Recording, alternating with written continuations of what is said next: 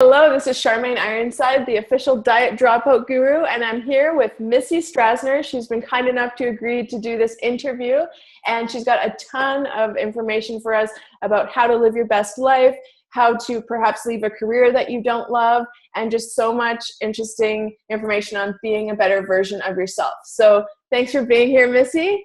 Hi, Charmaine. Thank you so much for having me. Hi, guys. Awesome. So I'd love if you could just kind of start with a little bit about your story. I know you had a pretty long, very successful career in sales, and you decided to leave that. So obviously that was a big decision. And if you could just tell us a little bit more about yourself and that journey. Sure. So I graduated college and went out to Los Angeles, and I wanted to write for sitcoms, and I wanted to work in the entertainment industry, not on the front side, but on the back end. And I was interning and doing a variety of different jobs, like waiting tables. And essentially there was me working 3 jobs, and I was in total breakdown financially because I had accrued a lot of debt from college. And quite frankly, I didn't really know which direction I wanted to go. I just was kind of lingering a little bit, and again, my financial situation was really in some trauma. So I knew about medical sales, and there was a little bit of conflict because I've always been into a holistic, as far as my thinking, I've always been really into the holistic side, but I also knew that the money was good in medical sales, and I knew the longevity of the career. So I was like, all right, I'm just going to do this and rock it. I had done well in sports. I had done well in sales. I was personable. Like, I had gotten feedback that I would do great in it. That helped. And I ended up getting a job in medical sales for a Fortune 500 company. And I got to say, I don't think I really liked him from day one. I remember just liking it because of the possibility, and I was always super nerdy in terms of wanting to learn things and get good at things. So I did it for a while, and after about a year and a half, my competitor wanted to buy me, or like wanted to have me come over. So they gave me a really great offer to double my salary and gave me a really large signing bonus. And I'm like, well, I don't even really like my job anyway right now. Great. Yes, let's do this. And so I ended up continuing in the job, and essentially I was there for 6 more years. I stayed in LA, and then I had gone out. I took medical leave. I was really struggling. We talked about this a little bit earlier, but I had dove into kind of a pretty severe depression. I was just kind of like, I have no purpose. I don't know what I'm doing. So I took 3 months, and I wasn't getting a period anymore, and I was just really unhealthy. And so I took 3 months off to get myself back. I went out to New York, and I had gotten back after 3 months, and I'm like, I want to stay in New York. It had always been my dream to live and work in New York, and I had this vision of starting to create something new in my work and getting outside of sales. But I knew in order to live in New York, I needed the money from medical sales, and I knew I could do it. And it was more exciting to build a territory. So I gave up a really successful territory that I had built for 5 years in LA to start over and pioneer a territory. So I got out to New York, and again, still this like emptiness was like lingering with like out purpose. So I was going in and selling products, and of course, I was meeting new people, which was great, but there was a lot of rejection. I'm a total creative spirit by nature. I love, I didn't like what I was selling. First of all, I had already kind of hit my financial goals that I wanted to hit, and now I was just kind of lingering. So that's what really transitioned me out, is I had another breakdown, and basically it was like, I can't do this anymore. Like, my health was just totally wrecked. And though I was having fun living in the city and I had money to spend, job wise, I was so miserable, so I was spending all the money just to try to have fun and feeling purposeless. So there's a start. Wow. Awesome. So what was kind of like did you have a plan when you left the career, or did you just totally like burn the ships and go for it? I know some people think to go a little slower and do it stepwise, and some people just go all in. So what was your strategy? Yeah, so I was taking on different odds and end jobs while I was still in sales, but the gap between the financial space that I was in and what the other opportunities, and going in as more of an entry level, like there was a huge gap, and I didn't know how to bridge it at the time. And I was really stuck in fear. So it really took a complete breakdown. I mean, if I'm being super candid, you guys, I had relapsed in an eating disorder. I got super depressed. I didn't know what was next for me. So to answer your question, I just did not have a plan. I took time off again, and I basically came back to San Diego, tail between my legs, just embarrassed, had a lot of guilt and shame, felt super defeated, and was like, I cannot go back to that life. I cannot go back to that job. What can I do? What are my skills and what can I do with this? I need to make money. I want to do something that I love. And so I jumped and just said, I'm going to start calling some of the contacts that I knew in the medical field, and just let them know, hey, if you need any consulting or any sales training or development or any support with marketing, please let me know, or do you know anyone? And I ended up starting to get clients from that. And so it kind of bridged. And then coupled with that, I was doing a lot of transformational mindset and self-development work, which I'd started when I was 24, but I really got into it again in my early 30s, and was committed to finishing what I started and really changing my behaviors. And so I jumped and started doing consulting and different marketing and sales projects or freelance projects.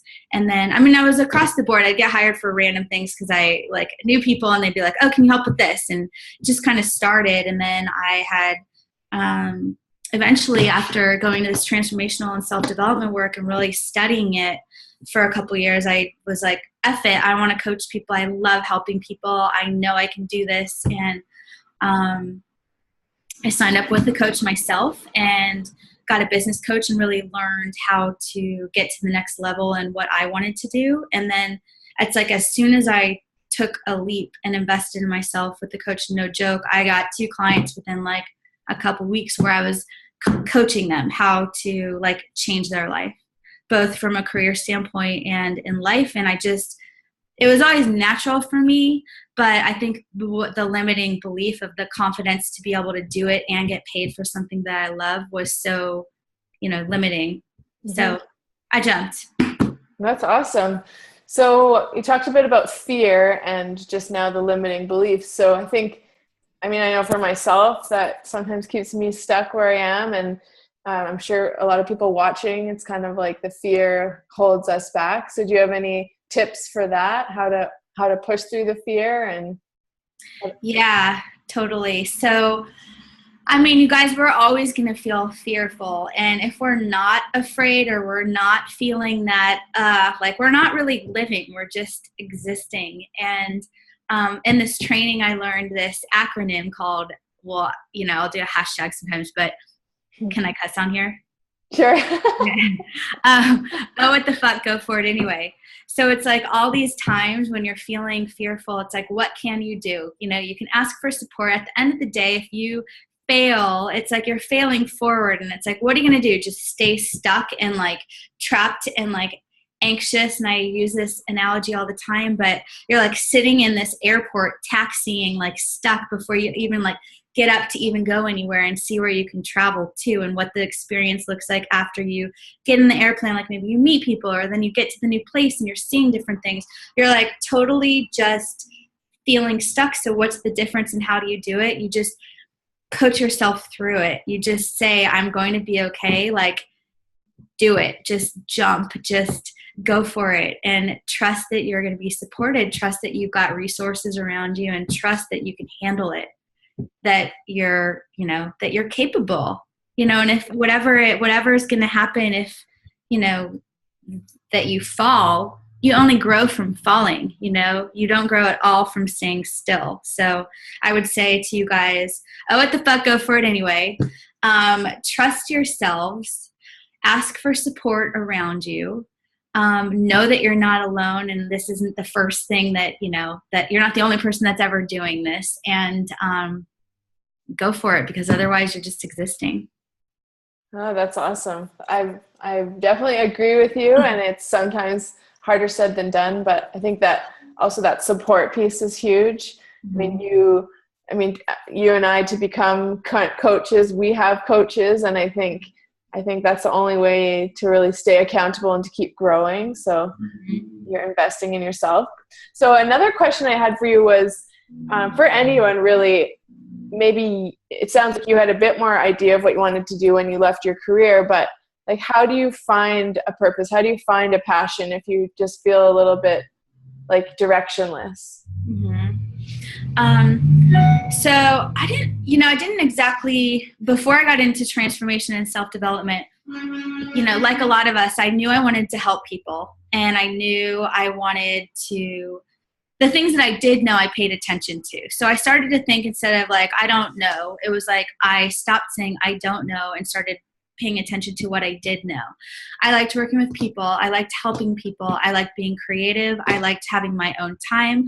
I knew I wanted to make a difference. I knew I wanted to play a bigger game. So, you are your tribe. I started really focusing on who I was putting myself around, and what was inspiring me, and what was I really doing to stretch myself. So, everything from taking dance classes, I was just really getting into the creative space of letting myself go free and figuring out, what am I passionate about? Like maybe I was passionate about sports growing up, and was I still passionate about that, or what components did I like about it? And I was really in this exploratory phase with myself. And purpose-wise, I really, at the end of the day, I knew I wanted to help people. I just didn't know exactly what that looked like. And I wanted to help more than just business. I wanted to help in development and inspiration and empowering. And that was always who I was. So I would say, you guys, like, really think about giving yourself the freedom to start journaling on what you like and like what lights you up. And if you don't know that,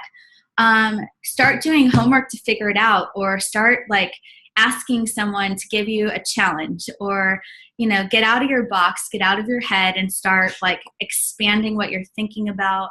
Make sure that who you're spending your time with and your energy with is like playing a big game, or playing a bigger game than you're playing, or inspiring you and challenging you to grow. And I'd say purpose-wise, it really, I think that you work on this with your clients a lot, but it really comes down to getting yourself confident and self-care, and in self, feeling worthy, and that you're worthy of loving what you do. You're worthy of your passions. You're worthy of purpose, and leaving space for that to come. Like, not putting so much pressure on what is it and how am I going to figure it out, but like giving yourself some space to grow into. So that's where I'd start. And I'd really get into, journaling and talking to people, for sure. Yeah, I think getting out and trying different things too. I know I started out thinking I was going to be a nurse because I like to help people, and then I didn't really like that cleaning up poop and things like that, and I didn't really like the hospital, so I left nursing, and then I did kinesiology, and I thought I'd be a physical therapist, and then I didn't get into physical therapy, and then I started working as a personal trainer, and just kind of, it's not that I don't like training people fitness-wise anymore, but now I love to help people, especially women, love their bodies. And so I also think it can also change. Lots of people have like 11 careers in their life, Totally. I think that staying open to that is awesome. I think taking into consideration your life, and, if we're all individuals and there's no one else with 8 billion cells, there's only one you in the whole wide world. So really taking in account, like, who are you and what has your story been, and how can you, is it something that you can take? Like, you've struggled with a lot of what you're coaching in it. So what has your life been all about, and how can you, take from it to give back, and trying to really think about what you like. And another tool that I suggest is, thinking about, like, who do you know that you're like, oh my God, I wish I had that job, and like talking to them, like, how did you get into it? Be curious. People want to help people. So getting past your ego and like asking them, if you know a few people, or, it seems so amazing to write sitcoms, find somebody to get on LinkedIn, to Facebook somebody, ask somebody, make steps and start asking them, what do you like about it? What do you not like about it? And start just giving yourself permission to explore and dream and get closer, take action. Awesome. And what about if you're having kind of moments of self-doubt? Do you have any kind of tactics that you use for yourself? Yeah, definitely. I mean, I think self-doubt is only natural. I mean, I have a coach who gets to work on that with me a lot too, of just Yeah. getting over my fears, right? Mhm. I have an exercise that I use a lot, which is, which I was taught, but I'll take a piece of paper out and I'll write 20 I am statements. So I get back to who I am and not what I'm trying to do. But Mm. like, who am I? I'm creative. I am passionate. I am loving. I'm caring. I'm, you know, giving. I am loyal. I'm responsible. And just getting back into writing all these positive things about me. Mhm. And also just, going back to, oh, what the fuck, go for it anyway. And, what's the worst thing that could happen? Like, really understanding, like, I don't like to pay attention to the worst. Mhm. It's like, for me, I just prefer to pay attention to more like positive things. But getting my headspace in a confident, self-love, just starting from self-love to overcome self-doubt. Yeah. That's great. Yeah, I know I've met a lot of people who are very risk averse. So I think the exercise of what if you go for it and it doesn't work out? What's the worst thing? It's Mm-hmm. that can almost be positive for some people. I know, like you and we believe like thoughts become things, and the more you focus on things you get. So I'm the same. I really like to just more focus on what's right and what I can appreciate now, and then what I'm working towards. I think that's kind of like the key. But Mm-hmm. sometimes if I'm having a really tough time making a decision, I have to think about that. What's the worst thing that could happen? I love your go for it anyway. Oh, fuck it, go for it anyway, because I think action alleviates anxiety, and so many people are afraid to make a decision, but it's better to make a mistake than never make a decision, right? Totally. Like, action, you guys, is so important. It's the difference between growth and just anxiety and like analysis paralysis. So yeah. Yeah. And a little bit kind of deviating from the topic, but I know you said you struggled with eating disorders, and I think a very prominent theme for me and for a lot of my clients is, how to actually appreciate yourself in the moment when there's things you don't like about your body Mm-hmm. or about your life, you could even say. Mm-hmm. Yeah. Yeah. Compassion. Like, for me, it was learning how to, getting to loving unconditionally when I'll speak for myself, when I was in so much like the only way I knew how to be or think was not good enough. Oh my God, like pinching and like, just such negative thinking. I'd overeat, or I'd have an episode of binging and purging. And then it was like the shame and the guilt and the not good enough. You're never going to do this. And all of these really mean things, like this talk that was so toxic and mean. And so one of the things that really shifted for me was learning, getting back into who am I? Like, I'm bigger than this. I can still love myself through this if I choose to. And compassion, like, this is all I knew. This is how I knew how to cope for a very long time. And it was my go-to. It was my escape. It served me when I couldn't make decisions. It served me in periods of anxiety where I was stuck. It served me in a distraction. It served me in procrastination. And I just didn't have the coping skills. So to be loving and compassionate and build, as opposed to being judgmental on myself, was like a huge one for me. And also really just,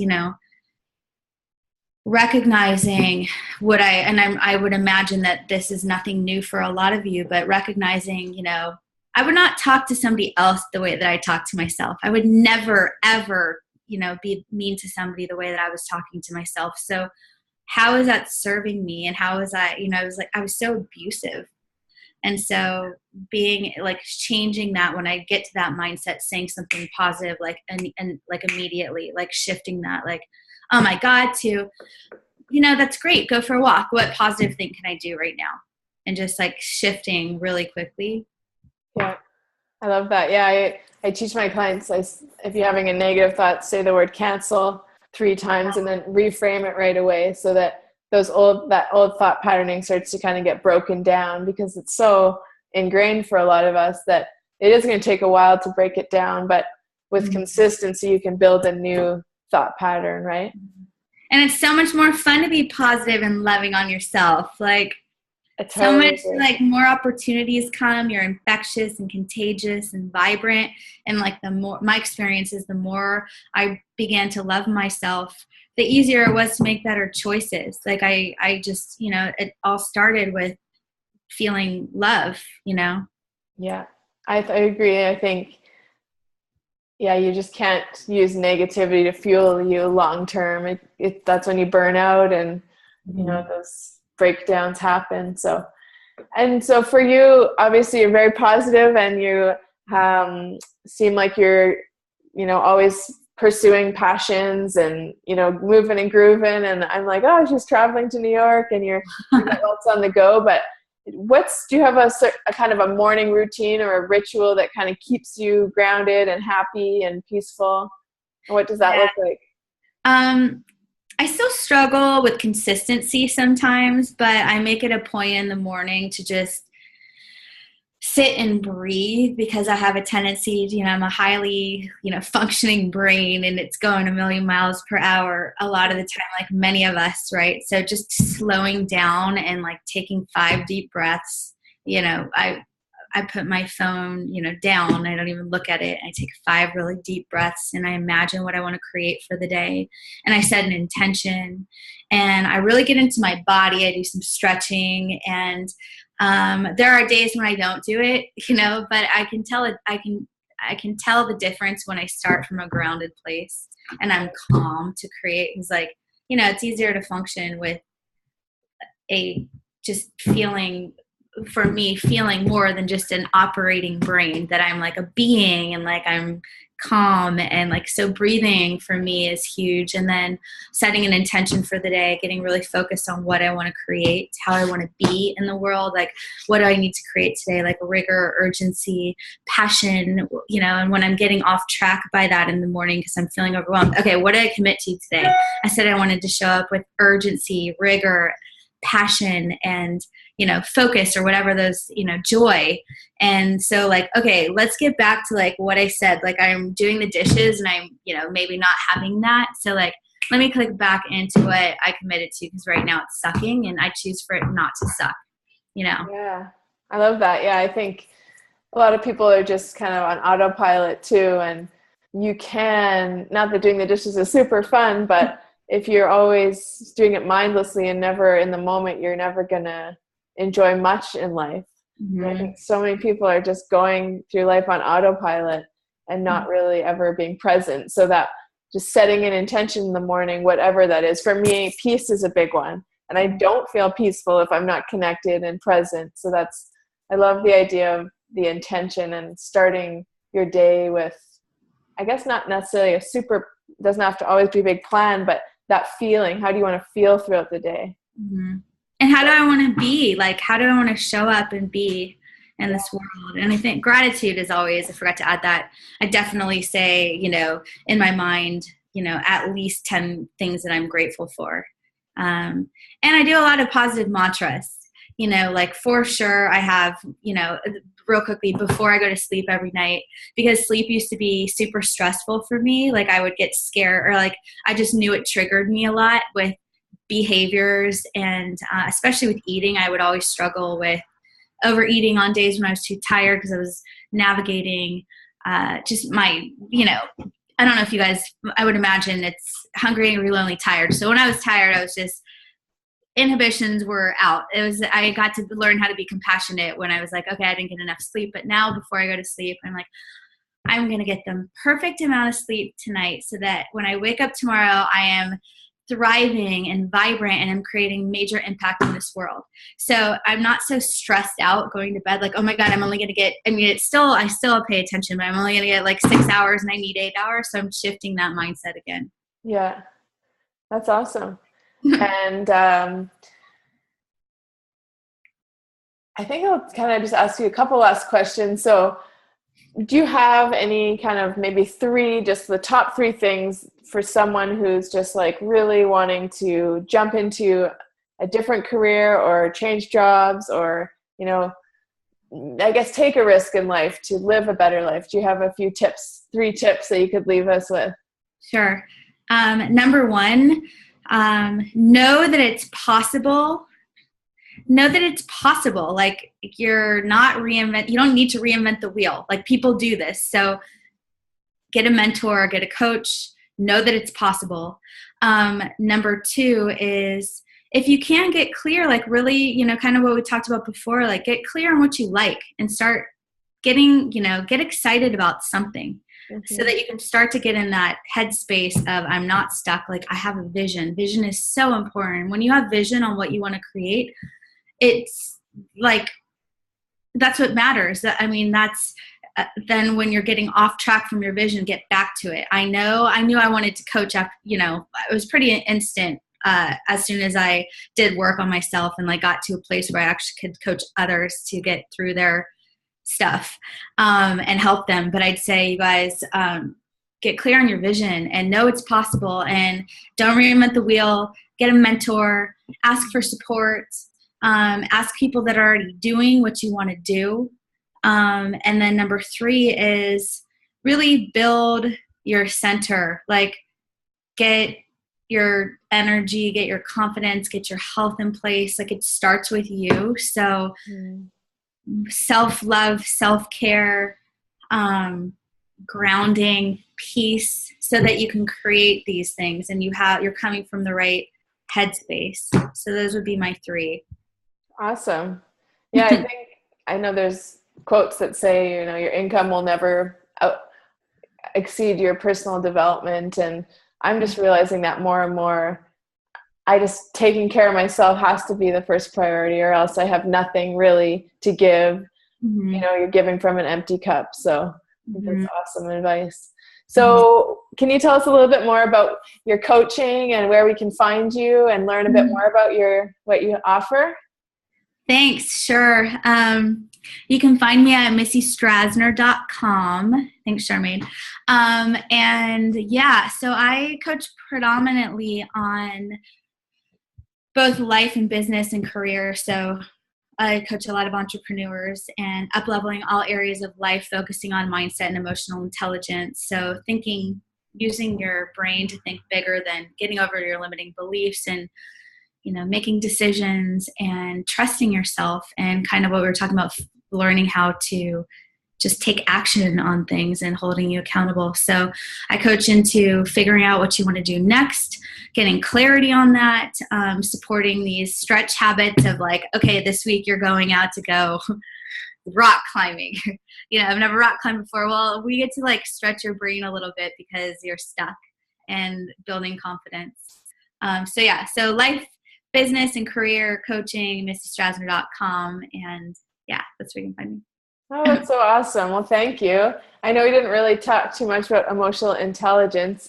I've never really learned much about it, but I love the idea of breaking down some of those thoughts that are keeping you stuck. Can you just tell us a little bit about emotional intelligence? Yeah, so it's a pretty hot topic these days. It's like kale and like kale and nitro coffee, but it's been so life-changing for me. So emotional intelligence is just training your brain to not get so wrapped up in your feelings, and knowing how to manage your feelings and manage your emotions on a higher level, and others also, so that you're not making so many judgments, and you're not you're able to navigate through life on a more even keel. Like, you're not getting so rocked. And one of my mentors always says, make a decision and enroll yourself into it. And one of the biggest things that is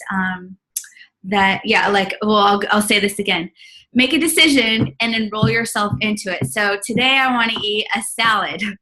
Okay.